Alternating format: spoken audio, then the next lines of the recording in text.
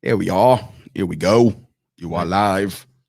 Live, baby, live. See, nobody understands that reference except for me and the 6 other people that watched Ready to Rumble, the wrestling movie. I'm the only one. All right.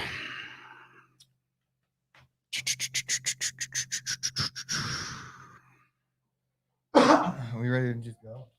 You ain't got nobody in here yet, but okay. Now let's go. Just do our podcast. That's what we're here for, anyways. We're already late. Let me get my charger and then Okay.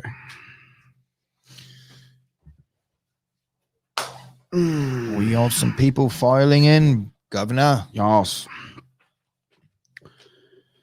do this. We got to give a happy birthday shout out to Ben. It's his birthday today. He has to come in studio. Told him it was a little packed. Tommy D also said coming to studio tomorrow to talk shit to AJ. I told him So today, okay. tomorrow. actually, I have a lot to say good in terms of Tommy D. Okay, well let's do it. Let's record and let's get this show on the road. Here we go.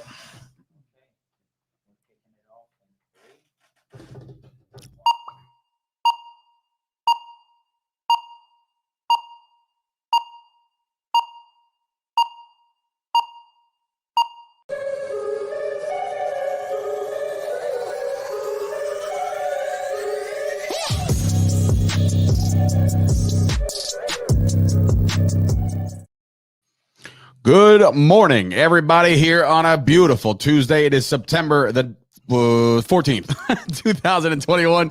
Your host, Sturch and Gooch, and of course, AJ behind the glass.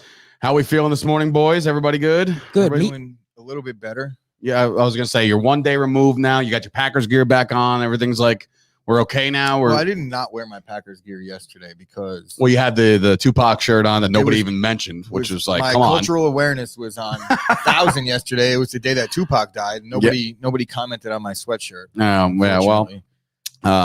well, there's fans of Tupac and then there's not. I for one was, am still listen to him. But anyway, crazy game last night. We'll get into it in a little bit. I personally was floored on how it ended. I basically watched the entire game, start to finish, and we'll get into that in a little bit. There's a lot of stuff on the rundown. It is your first Tuesday of a fantasy football season, so you know what that means. You got to hit the waiver wire just to see who is the guys worth going to grab and who you're going to drop. You know, that's another thing. How do you drop a guy after 1 week? Unless he's hurt, unless he's like out for the year. How do you determine? I mean, we'll get into it, but like, how do you determine like, yeah, all right, he's not going to be any good all year. How like, why drop anybody at Well, this there's point? a lot of times where at the back end of drafts, people are pretty much looking at roster spots as interchangeable parts. Like Okay. I will sometimes, and depending on the size of the league, I'll just designate a roster spot to kind of stream Like a players fluctuating. until I land somebody that sticks, and then you kind of have that same issue. Gotcha. But yeah, always finesse the back end of the roster. Today's the day where I've been kind of fearing for a little bit because I'm in 6 leagues. How'd you do? I went 4-2. Yesterday I lost on. I don't want to talk about it. Why not? Overtime bullshit. I was up 3.6. Oh, Tucker kicked a field goal. I was up 0.6, and he had Kenyon Drake on his team. did he catch that last ball? And then Kenyon Drake just had like a 7-yard run, and I lost by bleh. literally a fraction of Yucky. a point. But That's that's not why I'm worried. That's not why I'm upset.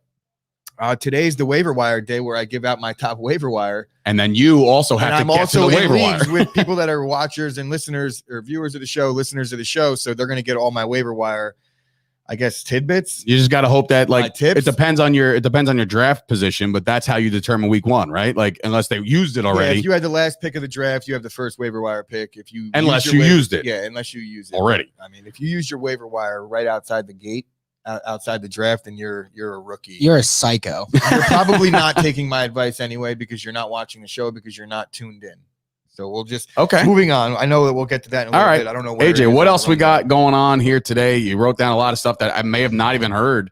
Yeah, Some of this so stuff. Something that I saw in the news yesterday is that the Cleveland Browns center and NFLPA president J.C. Treader has called for discipline against Kansas City Chiefs assistant coach who shoved Ronnie Harrison Jr. So I'm going to show the clip for you guys so we get some context. Please, yeah, because I don't think I. Verbally must have occurred on that sideline.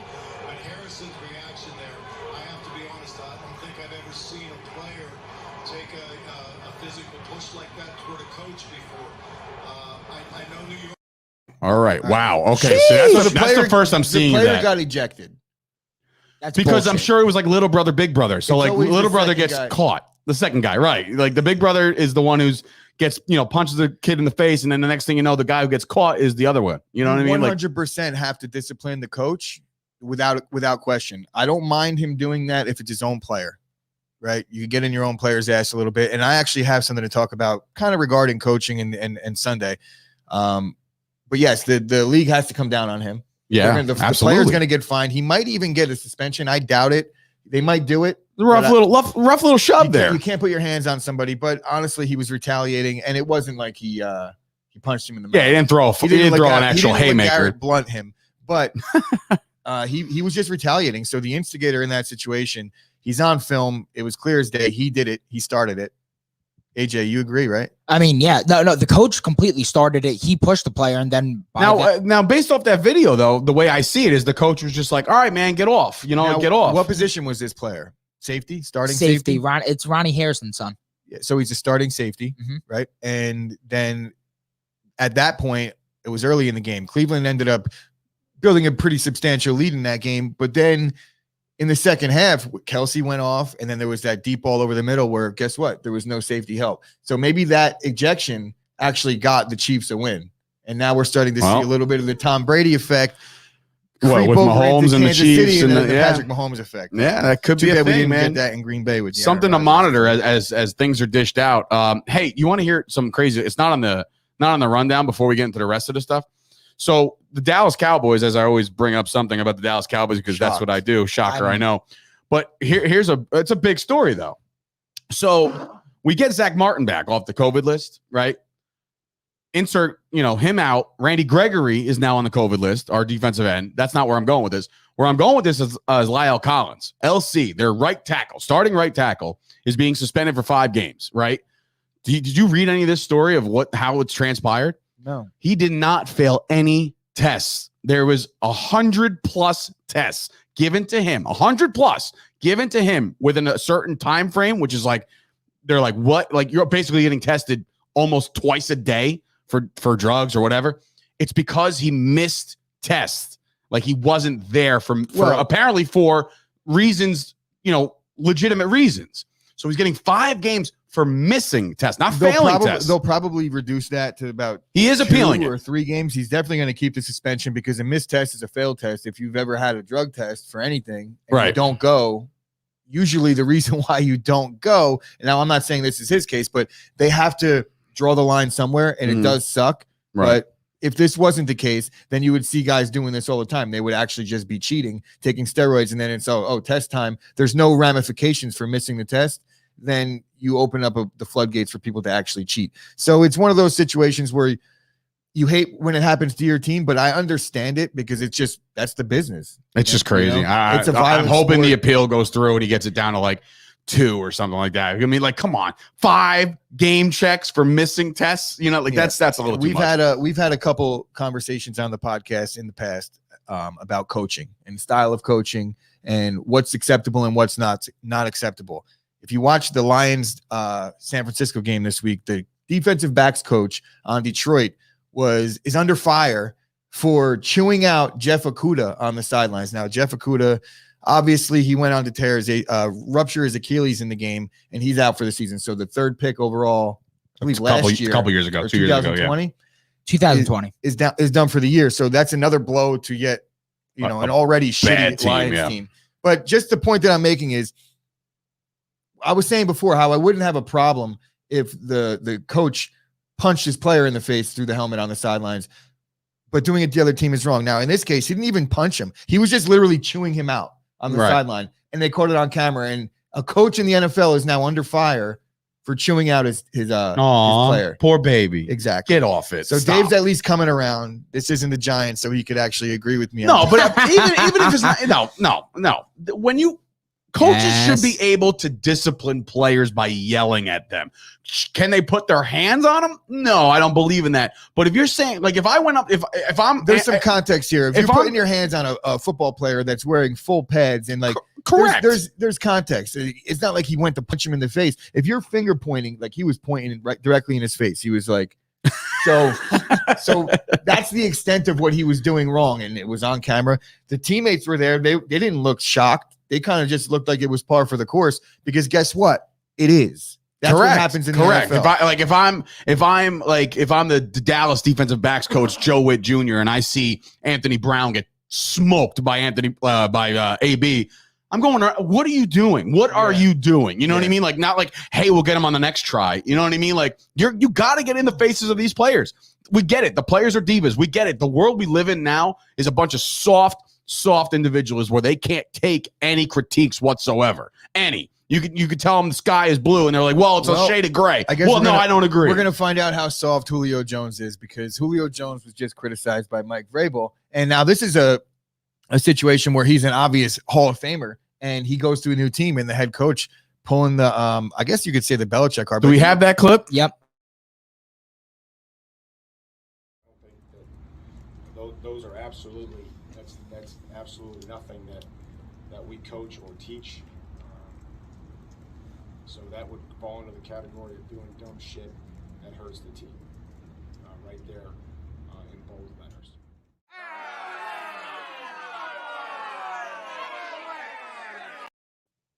All right, so context, AJ. What exactly did he say? Because it mutes us and we don't hear it. You hear it. So what did he say? So basically what Vrabel was saying is that the penalty was just stupid shit that hurts the team. And he said he put that in bold letters. And he cursed. So he said stupid shit, and he cursed about talking about a star player who, honestly, if we're being honest, it was a shitty penalty and it was a bad timing. And I don't know if that would have changed the outcome of the game, but at the same time, when you're in that spot, and we watched it in the Packer game where you don't want stupid penalties. I know the Zadarius Smith situation had nothing to do with the outcome of the game. Correct. But when you're in a spot where you're trying to fight back into a game and your team, and you do something stupid that shoots yourself in the foot, it eliminates any chance of a comeback. It's deflating the rest of the team. You, as a leader of the team, you want to be smarter than that. So Mike Vrabel 100% is well within his rights. He's the still a shitty tipper though, right? He's a shitty tipper. But Mike Vrabel, yeah, you could call out your players, bro. You have to. You got to hold these kids accountable. I'm sorry, and I say kid. Julio Jones is still a kid when it comes to the age of football. But like, come on, man. No, you can't. He's your age. Is he 35? 36? He's getting it. I would say he's 36. You know what I really defeated? But he's AJ Green's age. So AJ Green's not young. I felt very defeated today at the gym. You know, when you go, you ever go on the elliptical or the Stairmaster or whatever, and you can update the settings like weight and age, and it will like accurately take your calorie count. You know what I'm talking about, or no? I mean, I don't go to the gym anymore, well, so I don't. In any event, when you go on the treadmill, I haven't been at the gym. You can set it where like you put your weight in and your age, and that'll honestly, factor I do know in. what you're talking about, so obviously, but I've for the never first been on time, a Stairmaster in my life. For the first time, I actually had to like the default setting is 35 years old, and for the first time, I had to like tick it up, and I was like, oh god, like I'm not 35 anymore. Speaking of birthdays and speaking of happy birthday celebrations, Ben Wexler, my guy, big bad Ben Wexler. I almost did another B, but I left it out because it's your birthday. Happy birthday, buddy. And appreciate the support. And of course, some of the screenshots he was sending me. He was sending me some screenshots from the hangout the other day when he was here for the Sunday stream. He's just like up in the camera with his Chop Sports gear on. And I'm like, dude, awesome. Great. Thank you. But anyway, yes, Virgo, another Virgo. There's too many of those. What else we got? USC, right? What are we doing here? Firing head coaches. Yeah, and on top of it, I think the most important thing to note is that Helton went 46-24 at USC, a .657 winning percentage that ranks 9th all-time in program history, and they have just fired him. They said, "Is that good as far as like all-time history for USC? 9th." You know what I mean? That seems like it's a low ranking. You know what I mean? Like it's a good winning percentage. They probably been around over 100 years, so there's been a shitload of head coaches. Has there been like a? You know, I don't know how long Carroll was there. I don't know. I don't know. I'm sure there's been a guy over their course that's tenured really long. Yeah. So but any event, go ahead. What was the? What was the quote, AJ? The quote and I quote and you quote and I quote. May I say they said they want a change in leadership. Isn't that the definition of firing somebody? That is the definition of firing somebody. I will say after 2 weeks, that's what's happening. So this must have been that was drawn. That line was drawn already, you know, or that writing was on the wall or whatever cliches you want to use or quotes you want to use. That 2 games into a brand new college football season, you're getting fired. That's a big deal. That must have been something that trickled down over from last year, carried over to training camp to saying, like, if this guy doesn't get off to a red hot start, you're outie, you know? And the exact opposite happened because they lose the first game, and then a really important game they have against Stanford, fellow Pac-12 rival.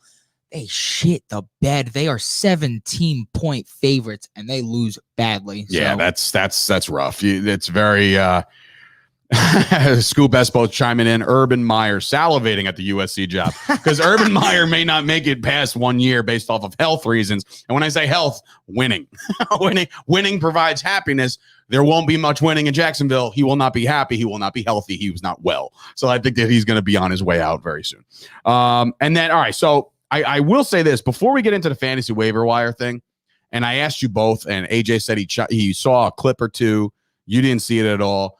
I watched the Eli Manning and Peyton Manning broadcast. After I forgot all about it first. So I'm listening to Tirico and the guys on ESPN. And then I went, I scrolled to Monday Night Raw during a commercial, and I saw that it said Eli and Peyton. And I was like, oh shit, that's right. They're doing the secondary broadcast. So now the broadcast itself was pretty cool. And I sent you a picture of it. No response. You probably fell asleep, which I get. Whatchamacallit. So the broadcast had their two faces talking football, talking shop, just like we basically did on Sunday, where we're sitting there talking about the game. Those guys, football players are smart. Quarterbacks are just above that. There's just so many, and they use their fists a lot when it comes to talk about, bring the safety down, bring the cornerback this way, blah, blah, blah, blah. I learned so much yesterday, and I thought I knew pretty much everything there is to know about the game of football. You learn so much by listening to these legends, and I think some of their banter was great. They had guests on, Ray Lewis, they had Travis Kelce. I'd like to watch it more for their takes on things with the X's and O's more so than their banter. I think that for the banter, I could just go on Instagram and probably see a mashup done by Bleacher Report or somebody and get the banter. But I do agree with you. My favorite shows are the ones where they break down plays. If that's what they're doing out there, then I'm all for it. That Eli they were. bothers me sometimes. He's annoying to listen to. You know what? Peyton, I have nothing bad to say about Peyton. Obviously, we got force-fed Peyton for a while. And then he I guess he did kind of fade off for a little bit, but now I guess we're back to being force-fed Peyton. But Peyton's Place is the best show. Peyton's Place is one of the greatest shows I've ever watched. Yes, ESPN Plus. If it's anything like that, I gotta. He's very funny, but I will say, I worked for the Giants in 2007. I met Eli Manning a bunch of times. It's a funny dude. He's a dry Dwight. He's a Dwight from The Office. I'm not saying that. Well, and that might be a stretch. I don't think he throws beats and.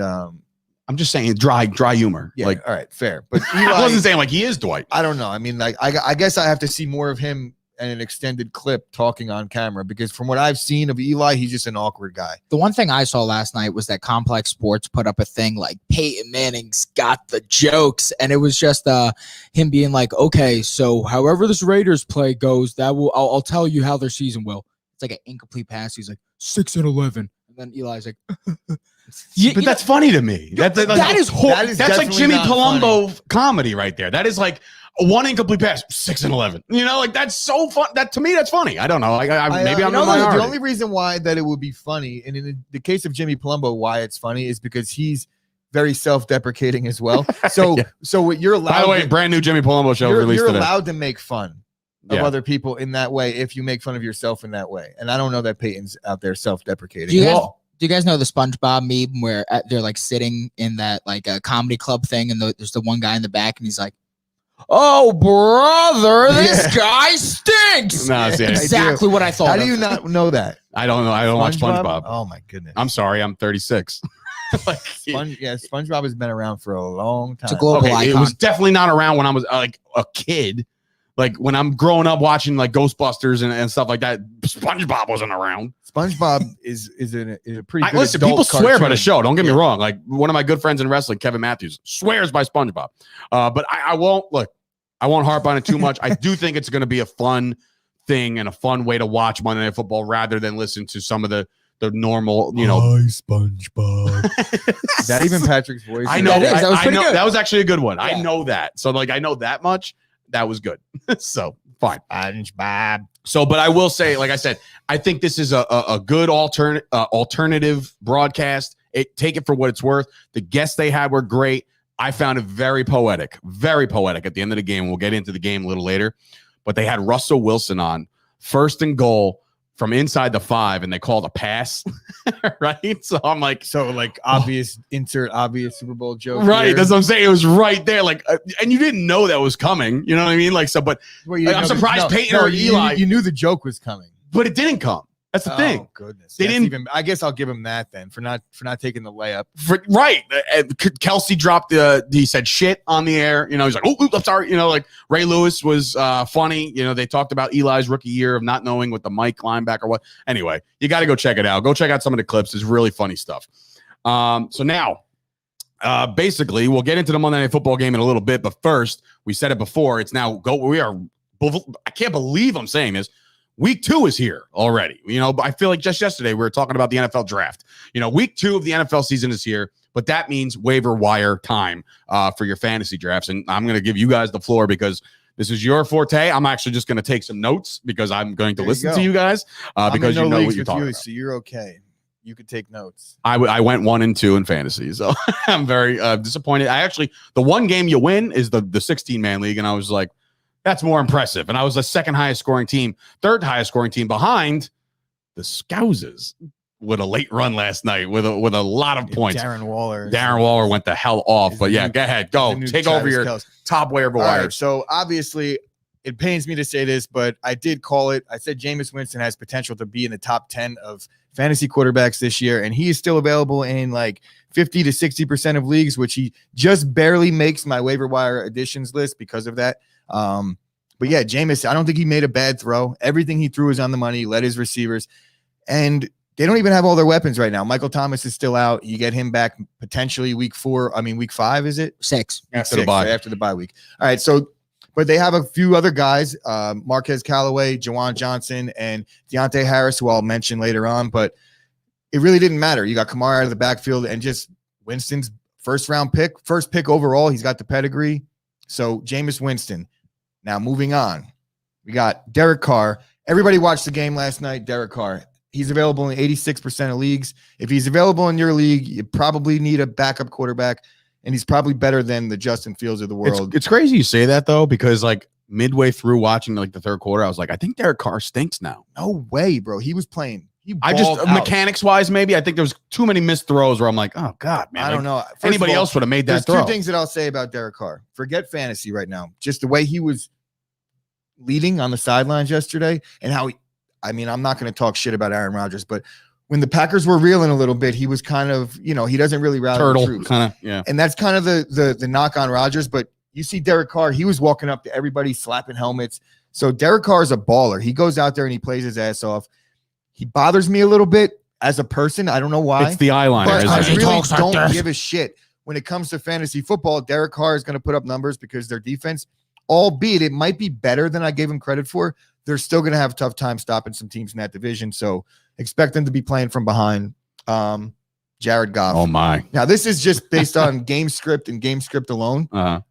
They were down 38-10. That's the Lions that you're going to see.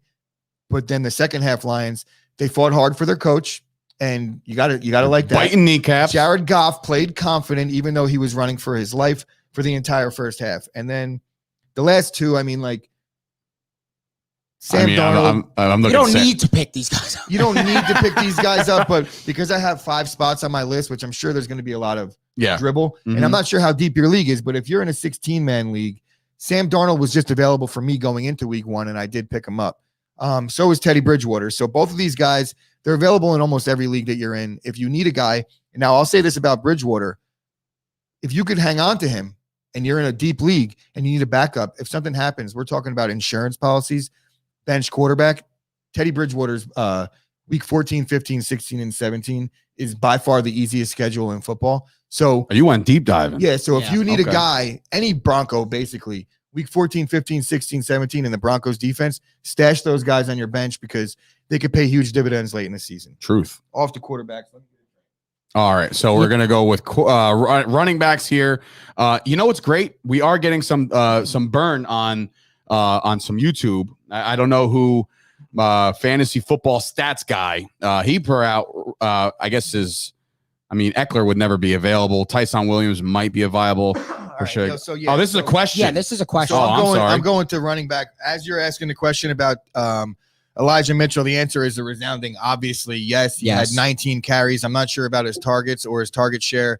But yeah, I mean, the 49ers running backs, it's been a revolving door for the last 3 seasons. And it seems pretty much any guy that gets the start that day has potential to pop. I'm not sure about his breakaway speed, but I know that he was able to shoulder the load in a game against Detroit.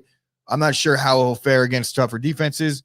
And the Trey Sermon situation scares me a little bit. It's like you have two, I'm not jumping lists, but you have 2 49ers here. Well, I say this because what I was just talking about, the Trey Sermon is in the mix there, but he didn't dress, and there's a coach's decision on that one. So we're not exactly sure what's going on with Trey Sermon, but I would imagine that he's just in the doghouse. They took him high. He played well in the preseason. So I would expect Trey Sermon to start to eat into a little bit of the Elijah Mitchell thing. But the thing about the 49ers, even when they have a lead back that's clear cut, you'll see a guy come out of nowhere. And because he had a good first series or good second series, Shanahan just leaves him in. And that's how Mostert got in there originally. Exactly. That's how you saw Mostert come onto the scene. We had a Fred Davis sighting a couple times last year. So, yeah, the 49ers backfield situation is kind of up in the air. But because of the injury propensity for these guys and Shanahan's likeliness to kind of pick a guy and go with him that day, you feel like almost all of them have to be rostered. I have JaMychal Hasty on the list at 5. I put him there for that reason, because going into this game, he's probably going to get some carries. And if you're desperate in a deep league, you might be able to start him if you're absolutely desperate, but it's week 2. There's no bye weeks. You shouldn't be in that spot. Moving on, Tony Jones Jr. You believe that he could be the new Murray over there? The new Latavius Murray. Okay. But only he's bringing something a little bit more to the table. He's a little shiftier. He's younger. He's got a little more bounce in his step. I'm not sure about his pass catching abilities, but he looks like he could catch. He just looks the part to me. He had 11 carries, 50 yards, only 1 catch, but they have Kamara. But you got to think, if Kamara goes down, last year if Kamara went down, you expected Murray to get the first and second down carries and then them bring in somebody else for the third down and the receiving duties. Right. If Kamara goes down right now, I think Tony Jones Jr. is elite. Top 5 pick in fantasy. He's going to shoulder the entire load. He'll be the third down back. The Saints don't really have anybody else in the backfield to write home about. So, yeah, Tony Jones Jr., I would say he's almost as important as an ad as Elijah Mitchell long-term, but short-term, Mitchell's the guy. Okay. Kenneth Gainwell, right? They're going to line this guy up in the slot. His usage is going to be different than your typical running back. He's definitely a third down type guy, but he also had 11 touches on the ground. So he got some mix. He got some usage in the ground attack as well. I read a lot of good things about him. He had a good preseason. Miles Sanders has an injury history. So look for Kenneth Gainwell to be available. I think he's available in like 85% or 70% of a friend of mine who's an Eagles fan says that he's very high on Gainwell and think that down the stretch of the season, his role is going to grow only more and more. How does this bode for Sanders owners? Not well. I mean, I wouldn't say it doesn't bode well, because I think Miles Sanders played well also. They all played well. They played the Falcons. The Falcons defense didn't stop a soul. No. But you want to see the usage in these games. Obviously, they didn't stop a soul, but they still use these guys. So Miles Sanders, I wouldn't really shy away from him. If things are going chalk and it's a good football game, I expect you see maybe more Miles Sanders than you see of Gainwell. But we'll see how that plays out going forward. Week 1, it could be an anomaly, but Kenneth Gainwell is definitely on my radar. And just to round these out, Larry Roundtree and JaMychal Hasty, who I spoke about before. I spoke about JaMychal Hasty. I had trouble leaving Mark Ingram off the list in favor of JaMychal Hasty, but I just don't believe in the Texans offense at all outside of Brandon Cooks, who I think is going to be elite this year.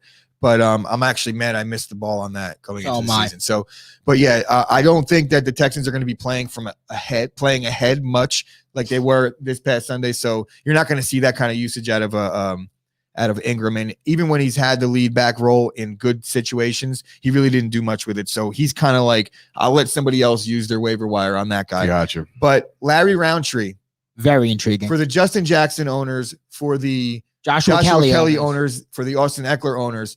If you handcuff Joshua Kelly and or Justin Jackson, 4 backs over there, you absolutely have to consider dropping one of those guys if you're an owner of Justin Jackson. I know that these guys are back end guys, but we're talking about waiver wire pickups in a deeper league. So if you're rostering a Justin Jackson or a Joshua Kelly, you have no choice but to add Larry Roundtree, because he got all the second half. I wouldn't say second half. What am I looking for? Backup duties. Gotcha. He was definitely the lead second back. Yeah, All right. for All right, sure. Let's moving head to on. receivers. All right. Now this is the hardest Couple one for Raiders me. on there. Hardest one for Yes, me. The sir. Raiders receivers are available. Darren Waller got 20 targets, but I'm going to start off with Rondale Moore. I think He's gonna be a beast. there was a few things that I noticed about this game. AJ Green definitely was on the field a lot more than him. But when Rondale Moore was on the field as the number 2, he largely outproduced AJ Green. AJ Green is done. I wouldn't say he's done as a player, but he's done as a premier player. And Rondale Moore, they drafted him what round? First? Second round pick. The last couple seasons, you've seen receivers shoot out of the gate and just kill it. Last year, you saw T. Higgins kind of come out a little cold, but then as he got that second receiver job, he took off. I like to see Rondale Moore this season, as the season progresses, to be almost like a T. Higgins type, where the talent is there, the opposite receiver and DeAndre Hopkins is there, the quarterback is there, and there's a guy in AJ Green that's kind of just holding the spot for him. But as the season goes on, he learns the offense more, and he takes that job over. He could be a potential league winner, honestly. Rondale Moore. Rondale Moore. Yeah, Okay. Yes, add sir. him immediately. All right. And then a couple Raiders back-to-back 2 and 3.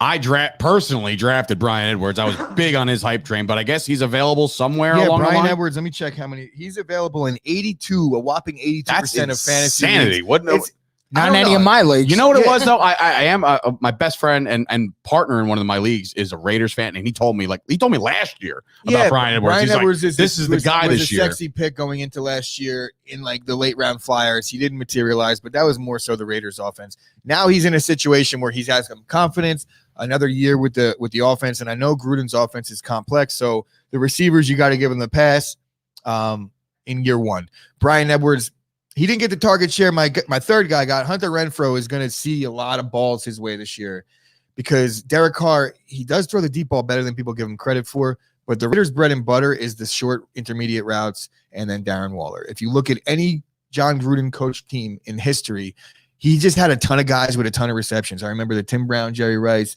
Charlie Garner team where Rich Gannon won the MVP. Each of those guys, I think, had 80 or 90 balls caught that season. They went on to lose the Super Bowl, but Did you see the meme I posted last night with the Waller thing? Like double team, like it's the one where the guys with the girl and he looks behind and the other girl's like looking at him. You know what I'm talking about? I do know the meme. I don't know That I didn't see this. Well, the meme was like Derek Carr, with like single receivers over here, and he's like Darren Waller double coverage, and he's like on the back like he wants to throw it to him anyway. They should make that meme with Travis Kelce looking back and like Darren Waller's about to take over the number one. Exactly. tight end spot. Thank you. Wow. Yeah, As listen. great of a game as Kelce played, there's just so many weapons.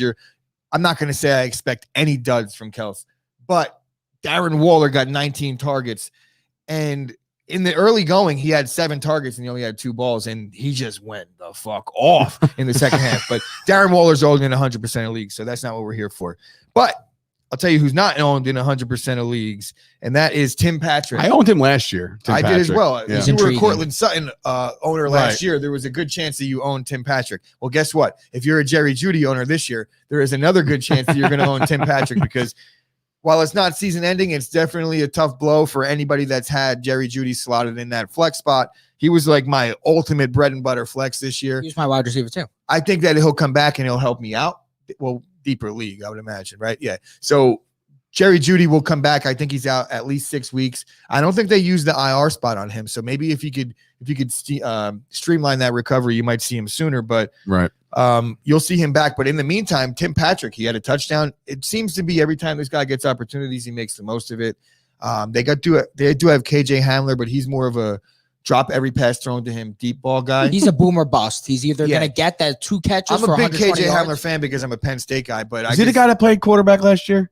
No. Oh, all right. On Did a he maybe take a snap? on or a two? whole- No, but I'm fuck that was. remember that one time like they ran out of quarterbacks and Oh, maybe. Was that him? No, that guy's name was Kendall Hilton. Oh, yes. Hilton. yes, That's yes, what it yes. was. Okay, All sorry. right, so yeah, but the receivers are kind of it was such a deep year for receivers this year in It was. terms of talent. They were mostly drafted. A lot of these guys were drafted, the free agent waiver acquisition. So it's a little thinner, but I do like Rondale Moore. I do like the 4 guys I mentioned, but Deontay Harris, Bring him up, baby. as a deep late round flyer, or not late round, but if you're in a deeper league and you're in a tough spot at wideout, it's weird. I don't know how the Saints offense is going to go forward. There was a lot of anomalies. Nothing went the Packers' way, and the Saints, everything clicked for them. Right. Really, he was kind of largely absent outside of that 55-yard touchdown in the 4th that put the dagger in the Packers. But you would expect there's going to be somebody that's going to step up on that team other than Marcus Callaway. And he had a nice showing in the second half. So maybe it'll be him. That's just to fill the spot. So moving on to tight ends.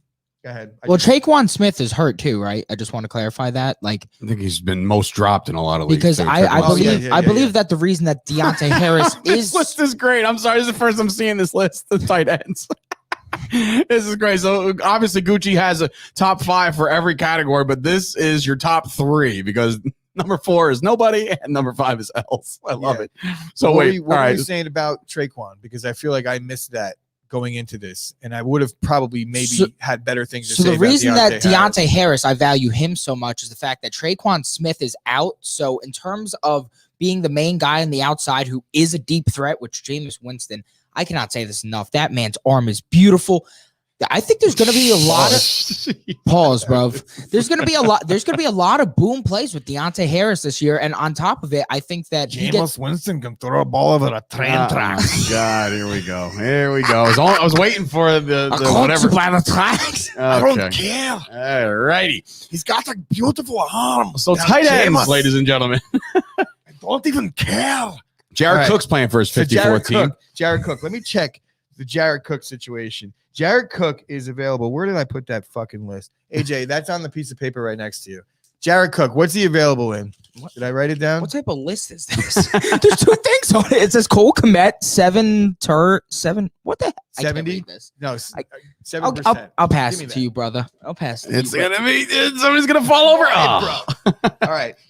Oh, I didn't even put his fucking availability. So you got that list. All right. for So nothing. anyway, Jared Cook is available in I think 75% of leagues, which is surprising to me. When I saw him available in a lot of the leagues that I was in, I was like, wait, I got to check where else he is available. He's almost available in every league that I'm in except for 2. And well, he's on my shit list for the rest of my life, so I don't really care. Well, that's fine. But fantasy football, there's no such thing as shit lists. I don't want to hear that. Ruin So my Jared Cook is the tight end for the Justin Herbert quarterback Los Angeles Chargers. It's the first time in history that I actually got that right, where I didn't say San Diego. I'm sure everybody could echo that same sentiment where Definitely. it's just hard to get used to. Very. That's the one that I don't think that'll ever stick. That's the one. And for Las sure. Vegas Raiders, I don't know. They've been Oakland 4 different times. So I would just they're the Oakland. It's like, Anybody who are ever they see playing? basketball? Oakland.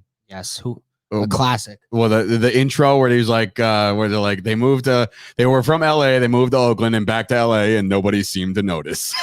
Like that was one of the best lines ever. But all right, Jared Cook. So yeah, Jared Cook. Jared Cook, obviously he's a legitimate receiving threat. You look at what Hunter Henry did in when he played for the Chargers, and he was a bona fide tight end. I wouldn't say he was like a 1, but he was a fringe 1. Definitely a guy that's rosterable in fantasy football. And Jared Cook will be picked up in every league that he's in this year. And like And they're playing the Cowboys, so they typically can't cover when I was anybody right now. prepping for the fantasy year this year, Jared Cook is a guy that I circled for tight ends because like if you missed, his and then you're value's looking great. at the guys. So like, if I have a Tanyan, honestly, if you have, I would pick him up. If you have a Tanyan, I would be all over Jared Cook, and I'm a Packer fan. But Tanyan is just going to regress to the mean. I wouldn't say Tanyan's going to be a bust, but Tanyan's going to have some bust games because they really don't use him inside the 20s. They only use him in the red zone. And Tanyan's a talented player.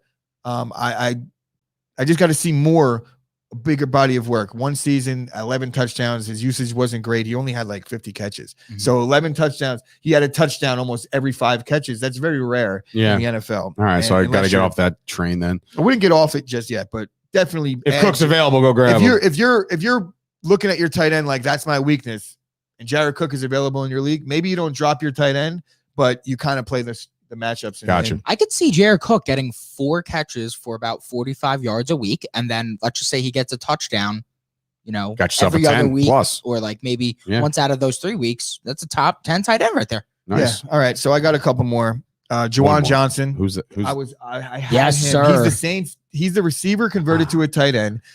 I had him in the 16-man league, and I dropped him for a guy that I left off this list, but I still kind of believe in. But I'll get to him in a second because I will talk about him. Juwan Johnson, Saints, 3 catches, 3 targets. 2 of them were for touchdowns. Again, with the Saints, you don't know. They didn't really have much time on offense because they just the way the game shook out. Jameis only had 150 yards. So you're not going to see gaudy passing stats and receiving numbers from these guys. But, you know, in the end zone, he looked to him twice. So that's a positive sign. Jameis Winston is always thrown to his tight end, college pros. So when they get into the red zone, Juwan Johnson, he got up for that one ball. It was a great play. So yeah, anytime you get 2 touchdowns in week 1, you gotta put that guy on your radar. Cole Kmet. I don't like this guy. He plays like a scumbag, plays real angry. He's a little bit of a head case.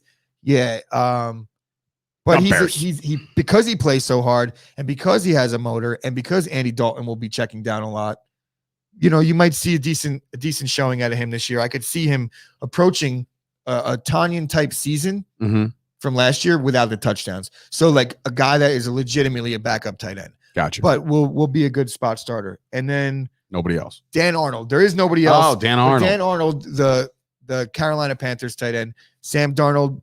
To Dan Arnold. What a connection. Wow. To Dan Arnold. To say that 5 times fast. I feel like that whole offense is shifting around Dinkin and Duncan and then throwing it over the top to DJ Moore. So, yeah, once you bring the safeties in, huh? Yeah, like Christian McCaffrey brings now, everybody up, and then they got DJ Moore going deep with Robbie Anderson. So that offense, they have the parts.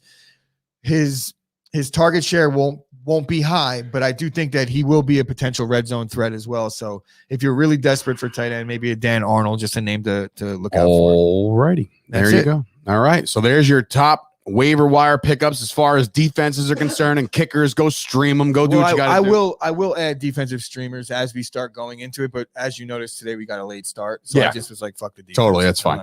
All right, so there is your waiver wire priorities: your quarterbacks, your running backs, your receivers, and your tight ends.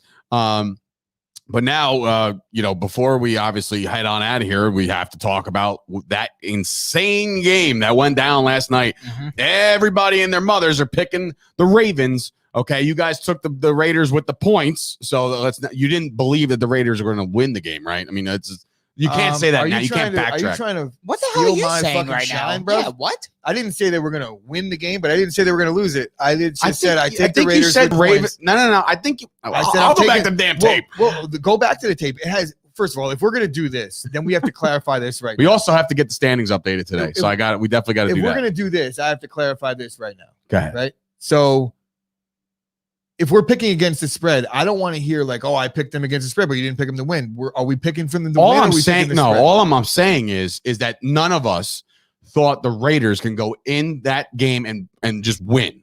For me to take the Raiders with the points, getting 3.5, means that I think that they had a legitimate shot, being that it was their home opener in the new stadium.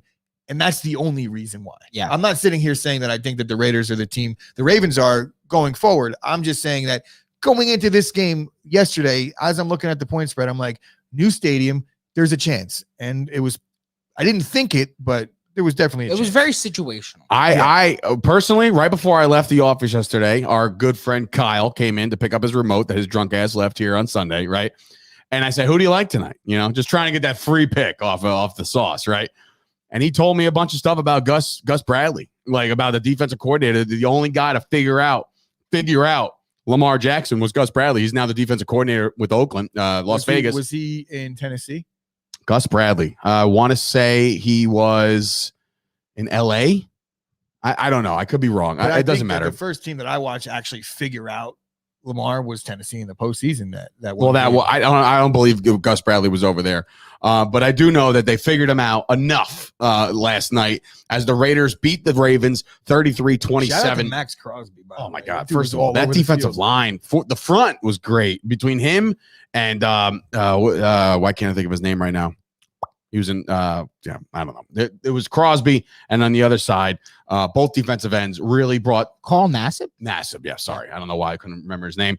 But anyway, both defensive ends brought the heat. They brought Lamar Jackson down a bunch of times, caused him to turn the ball over a lot. As we get into the storylines of this game, and the Ravens, dropping game one on the road, it's not end all be all, obviously, but there is a method to the madness. There is a formula to stop Lamar Jackson. I said it forever until nobody wanted to listen to me. Okay.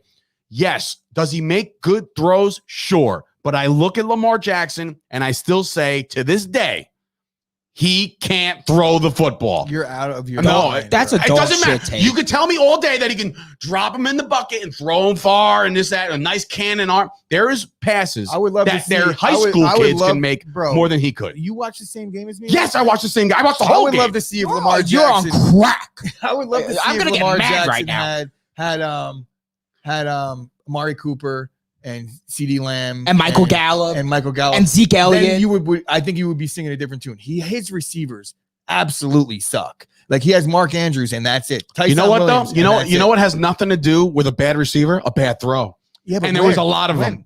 There was a lot of them. The And one, you're probably looking at the one thing the Sauce posted. no, Sauce, dude, can I've eat been my watching him for ass. 2-3 years I now, think bro. Lamar Jackson played Just because really he's a human good highlight yesterday. reel doesn't I make him a think- good quarterback. I I'm think sorry. I think Lamar Jackson played He's a well. good quarterback. And the throw that he made in the end zone where he evaded pressure, rolled right, Again, broke the pocket. if he's shifty and doing his thing, and yes, he's fucking electric. The We throw- talked about it yesterday. The throw is on the money. I'm just telling you, there's too many in this league, in this NFL. You can't miss specific throws. You just can't do it. And I'm not saying that no other quarterbacks in the history of mankind have missed throws, but some of the missed throws that Lamar Jackson I would throws say more are so bad more misses. so than anything was that fumble. Yeah, And like he's well, got of course you got to tuck it away, but settle down when he's running the ball. yeah, he's got to instead of he's got to diving tuck forward. it, high and tight, and he's got to get better. But I don't think this is going to be an ongoing debate. it. I between me and absolutely you. I will, think- and we'll watch it all here's year. The thing. Now Lamar is going to make bad plays. I'm not saying that he's all world quarterback, but Lamar Jackson. We're just going to have this debate all year. It's going to happen all year because look, I the don't more want I it to turn watch into him, something where every time he throws a touchdown, I'm like, see, I told you. No. then And every time he makes throws a bad play, throw- I'll say, see, I told you. But there was plenty of times last night where I was watching this game and I'm like, man, this guy, when he misses a throw, it's really bad. Like, it's one thing to sail a ball over the head or something like that. But somebody and your reads, you have to be able to read the room, like who's open. I would say there was one bad play that he made, and it was when he didn't hit Andrews on that 3rd and 5 in that real big spot. I'm not going to sit here and say he's a bad quarterback. I'm not sitting here saying he can't win games. The guy won an MVP, right? So like obviously the league thinks he's good, right? And I'm sure his completion percentage is relatively good. I just think there's so many plays where I'm just like, oof, But God, how could you say like a little cringe? How could you say he's not a bad quarterback, but say he's bad at throwing the ball? Isn't that what a quarterback does? Yeah, there actually is a such thing as being a bad thrower of the football. Last year, well, you think Drew Brees is a good quarterback? Yes. Last year he no. couldn't throw No. the football. No, but so he wasn't good. Yeah, so he wasn't a good quarterback. Last year they went 6-1 without him. I think that he was holding them back. Cam Newton, do you think he's a good quarterback? No. No, I don't understand what that has to do with But- what I just said.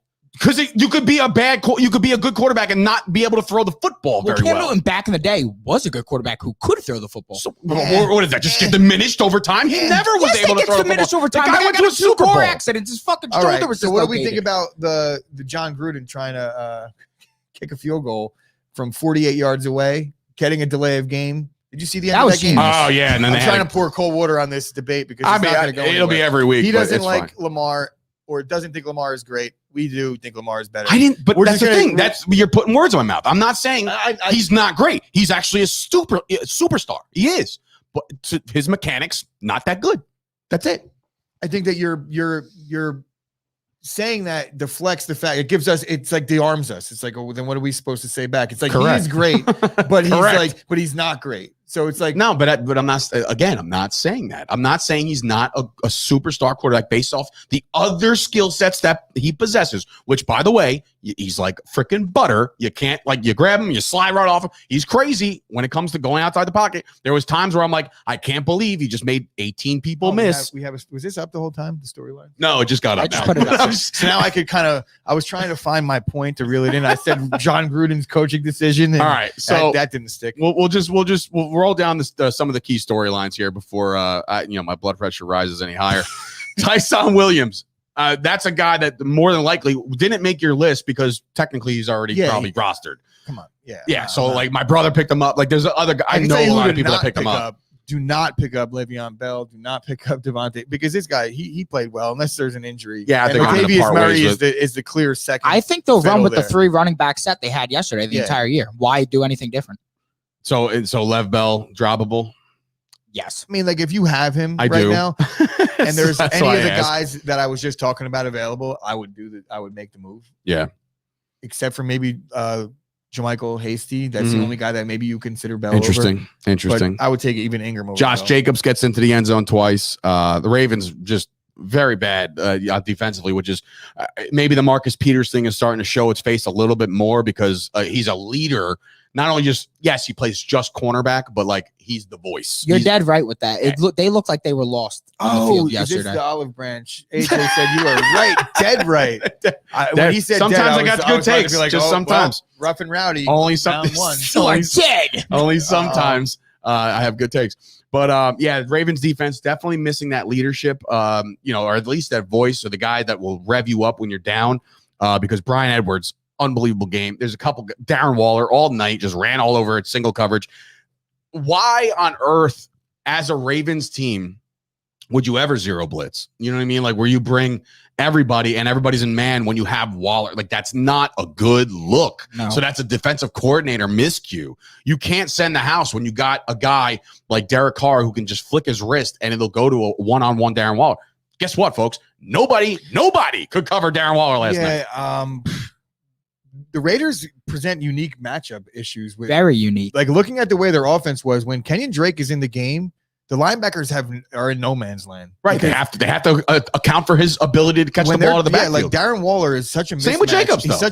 such a matchup issue. There's nobody in the league that's going to be able to match up with him one-on-one. And then if they do decide to double him up, put a linebacker, then you have Drake to kind of just like chip and then fall into the linebacker spot. Right. Drake, I think, is going to be a difference maker this year on that team. The Raiders, they might be better than I thought. I don't want to put too much into it. I know because it's week one, right? The home game, but Can we talk about one more thing, like towards the end of that game, the way it finished? Like That I was was talking awesome. to my father about it this morning because he fell asleep, because normal people do fall asleep and can't make it to a midnight game. I stayed up for it. Don't ask me why. But anyway, so the end of the game, they kicked the field goal to go overtime. You can take down the storylines though, bro. Oh, okay. Which they kicked the field goal to go to overtime, and you're thinking whoever wins this toss is probably going to win this game. Like that's how the offenses have been moving back and forth, right? So they win the toss, they hit a bomb to Edwards, and he scores, quote air quote scores, right? I sent Joey. That would have been the coolest touchdown Bro, ever. if he scored. I sent my boy Joey D a text. Nice win, because they Well, here's why the my viewer Hulu went off. here's So he why the scored, and it was like, oh, game. Here's why the viewer thought it was over, because I'm talking the entire sidelines come and congregate and they're all shaking hands and Lamar Jackson's in the tunnel and like Derek Carr's waving to his kissing babies and shit. Like the game was over. And I don't know if anybody heard the referee, but the referee literally like yelled on the top of his lungs, like, the previous play is under review. And everybody's still like, the coaches are shaking hands at the 50. And I'm like, wait a minute, hold on, and then they show it, and I'm like, oh my God, he's down, right? And I'm like, okay, then he's at the inch line. They're gonna punch it in. They got Josh effing Jacobs. Then they get in there. First play, quarterback sneak. Mhm. No. First of all, no, you don't do that. I don't care I'm how doing close you are. that. You know I'm what the doing that issue 4 was? times. But when you in a have row. Jacobs, it's like no, he so- should be a guy that could just Let me It is just 4 bring times this in a up. row on Let the me one bring on this the up. inch So line. Josh Jacobs, right, Had a toe. had a toe injury in the fourth quarter where he could not plant. He couldn't build the speed. I know. that he I needed was to fire playing him to the Kenyon hole. Drake, and once Jacobs got out, I was like, God, So, man. but here's the best part, and this is why the broadcast last night with Eli and Peyton was so special to me, because I was just like, it's so funny how they just called what just is about to happen. So they don't get in on the quarterback sneak. The next down, Eli's like, whatever you do, don't do a hard count, because there's no room. You're not going to gain anything by drawing the defense off. You're not, because you're going to gain what, another eighth of a yard because they're already on the foot line. Now, But that's the only thing that can kill this momentum. Do you know why you do the hard count in that spot? You don't. You're not supposed to. But I'm just saying, like you. Why? In case if it's a pass play, then sure, it's a free play. You throw it up for grabs to see what happens. Because if you don't know which gap they're going to shoot, and like you're trying to go up there and pick a gap, Somebody might cheat, but like, so if like you hard count that you see which gap they're going to shoot. Yeah. That's the only reason why. yeah, I see it. guess. But that spot, I'm not doing it, but you got to see, like, there's got to be a meme out there of the faces of Eli and Peyton when it happened. They're like, no, like, you can't do that, right? So then, like, they back them up, throw the next ball. here I am giving Eli and Peyton quarterback advice. You can do that. Like, fuck Yeah, you, they might Eli. have a couple rings or two. I don't know. But the next ball, batted up, ball's picked, right? And I'm like, there's no way the Raiders can lose this game. Can we just say something about Willie Snead? He's a garbage can. Because if he was the number 2 receiver for Lamar last year, now he's on the Raiders. The guy gets 1 target, and it's a pick. Like, It's a pick, and I'm like, he did more for the Ravens yeah. yesterday than he did as a season last Raven, year. right? So I'm like, this is unbelievable. The Raiders are going to blow this shit. And then obviously the Ravens get the ball and they're going. And then I think it was a fumble, right? There was another Lamar Jackson fumble? Lamar Jackson. And I'm not like this isn't attributing to my little take before about him not being able to throw, but you got to protect the ball. You can't be Daniel Jones in it every time. You got to tuck that shit because you lose that ball. It all takes is a field goal now because it's another possession. And sure as shit, that's what happens. Fumbles the ball. Raiders get the ball. Walk off, bomb. The Raiders win. Now, I beg the question here before we wrap it up. You just said the Raiders might be a little better than what we said. I'm getting on that horse right now. Like I'm getting on that horse saying this Raiders team under Gruden, the defense still definitely needs work, right? But Bradley did a fantastic job against one of the premier elite quarterbacks of the NFL, right? Former MVP. They figured him out. And even though Lamar Jackson, quote, the league hasn't figured me out. Well, guess what? Newsflash, a little bit of a figuring out process. You can't put the ball on the carpet either. But I will say, you just said it literally took the words out of my mouth. I had it written in my notes. The matchups, they definitely have enough around Carr to present some tricky things when these guys line up, especially if you want to do man coverage. Like, you sure you want to do that? Ruggs can run like a 2.440. All right. He can go, right? Brian Edwards showed he can go. He's a great route runner. Waller, there's no answer for him. So, and then you want to put, safeties over here? Good. Here comes Jacobs, here comes Drake. They got themselves a nice little offense. And I'm thinking, okay. And are they going to run with the Chiefs in the West? Their offensive line showed up yesterday. They played well. Right. And they really did. And we were worried about that. That was definitely part of our breakdown of the Raiders. Their offensive line was, let's figure it out. But the way I see this is, will they give the Chiefs a run for their money in the AFC West? I don't think so. But when I think, if I remember correctly, maybe I had them at 5-11 or 5-12 or 6-11 or something like that for the Raiders. I'm willing to go to 8.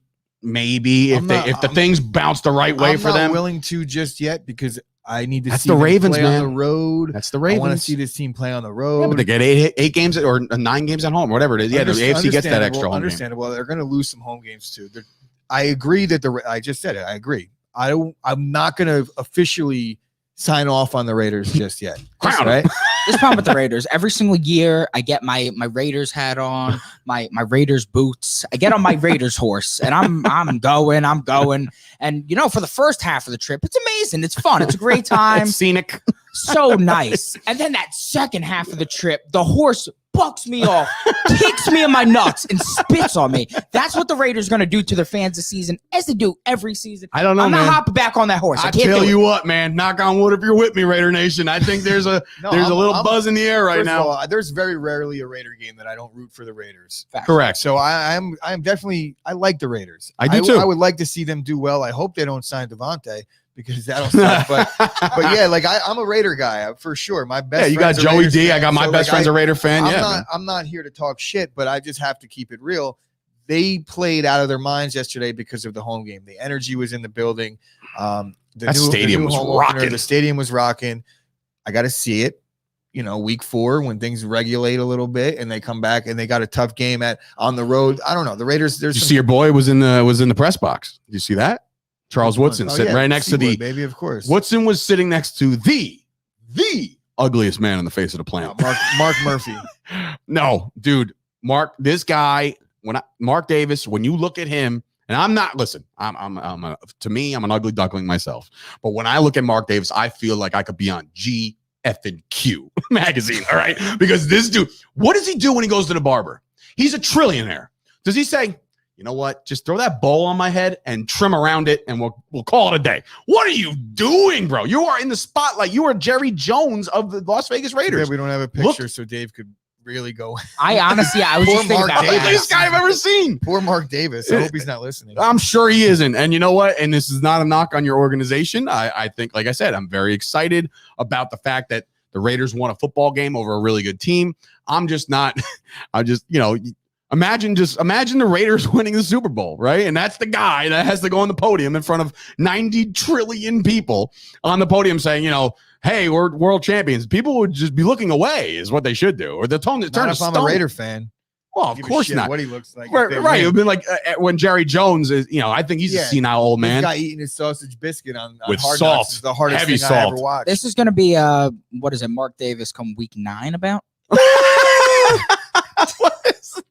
That's from Ned's the Classified School Survivor guy. Oh my Nickelodeon's got the hits, bro. Oh my Nickelodeon. Oh boy. So anyway, the Raiders get the dub. We're on to week 2. Pick up all of your free agents and waiver wire acquisitions. Make some trades. I made a trade yesterday, kind of pissed off the league, but you know what? That's the way the cookie crumbles. But yeah, so that's that. Be sure to check out the Jimmy Palumbo show. He drops a brand new episode today. Very funny stuff. I listened to it. Chopheads MMA is back after their summer vacation or whatever it was, but they're back. Tommy D and Chris Gucci are in there with Scoop. And of course, the Squeaky Bump Time. Congratulations to those guys, because look, we're doing this since January, right? And we've been trying to plug along and trying to get the downloads and all this stuff. The Squeaky Bump Time soccer podcast here on the Chop Sports Network. Just so you know, we inherited them, right? So we signed them. They're already kind of doing their thing. Today, they recorded their 100th episode. So bravo to Squeaky Bump Time. And if you're everybody loves their footy, yeah? I fucking love Oh, fan, mate. Liverpool, blow this roof off this gaff, yeah? So if you're a soccer player or a soccer fan, be sure to check those guys out as well. As yesterday, and again, I know don't talk about the numbers on the network. I don't give a shit. 30,000 downloads So plus Dave over the doesn't weekend. care. I don't Keep care. talking about the I numbers, will Dave. inflate the shit out of this business because that's what we got to do around here. Hopefully by the end of the week, or maybe even before the Giants and Washington football team, we'll have our Bet MGM stuff, all the codes and the banners and everything that we got to figure out. We'll do that today. Get you guys some money for betting on football rather than just sit here and take our picks and just say, oh, he had a great week. Well, you can too if you join up with Bet MGM, courtesy of all the hard work that we're putting on here. So with that, for Sturch and Gooch, and of course, AJ with all the great fantasy tidbits, we want to thank you guys for watching, listening, downloading, subscribing, all that little speak that you're supposed to do on all the socials and the social media. This has been another episode of the Chop Sports Podcast, and we will see you guys tomorrow. Meet me on the fucking train tracks. Oh my God. Call him piss, bruv. Are you cool with him stealing your soft clothes? I don't mind the train tracks works everywhere. Oh my God. Anyway, thank you guys for sticking around. Appreciate all the listens and the watches and all that good shit. Hey, listen, do me a favor. Anybody who's still here, share the video. Share it to all your social medias. People will listen and watch and share it on the train tracks, according to Gooch, as we got a nice solid shot of his nuts right now with his water. So thank you guys for tuning in. Appreciate you.